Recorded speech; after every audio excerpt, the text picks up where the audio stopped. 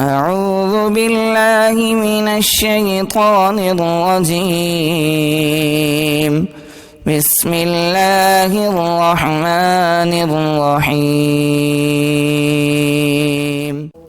قال رجلان من الذين يخافون أنعم الله عليهم ادخلوا عليهم الباب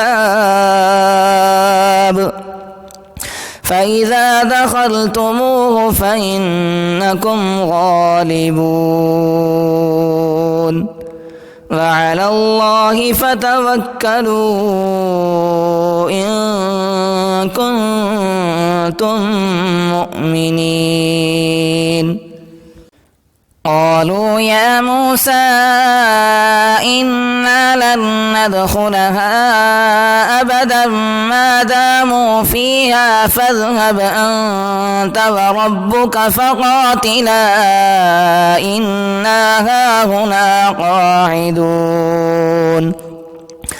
قال رب إني لا أملك إلا نفسي وأخي فافرق بيننا وبين القوم الفاسقين.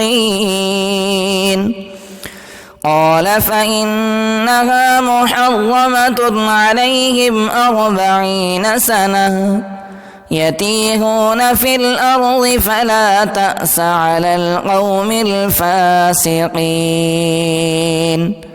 واتل عليهم نبأ بني آدم بالحق إذ قربا قربانا فتقبل من أحدهما ولم يتقبل من الآخر قال لأقتلنك قال إنما يتقبل الله من المتقين.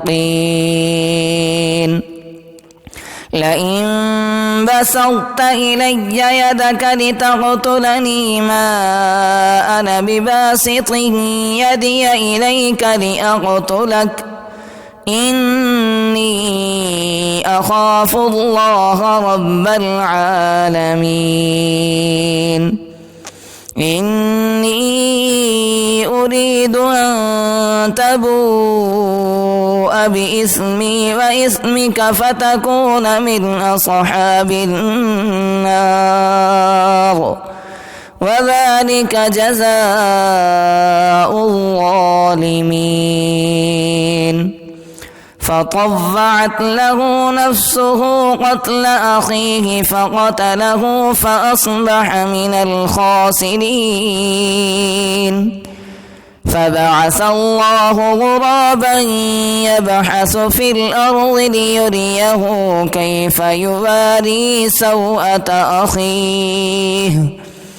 قال يا ويلتى أعجزت أن أكون مثل هذا الغراب فأواري سوءة أخي فأصبح من النادمين.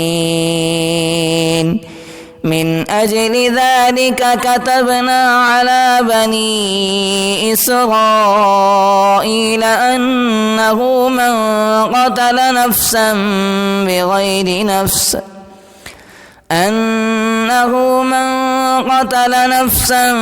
بغير نفس أو فساد في الأرض فكأنما قتل الناس جميعا ومن أحياها فكأنما أحيا الناس جميعا. ولقد جاءتهم رسلنا بالبينات ثم إن كثيرا منهم بعد ذلك في الأرض لمسرفون. إنما جزاء الذين يحاربون الله ورسوله ويسعون في الأرض فسادا أن يقتلوا أو يصلبوا أن يقتلوا أو يصلبوا أو تقطع أيديهم وأرجلهم من خلاف أو ينفوا من الأرض ذلك لهم خزي في الدنيا ولهم في الآخرة عذاب عظيم إلا الذين تابوا من قبل أن تقدروا عليهم فاعلموا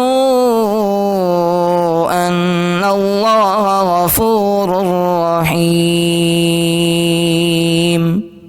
ये वीडियो आपकी खिदमत में लर्न कुरान वेब की जानिब से पेश की जा रही है।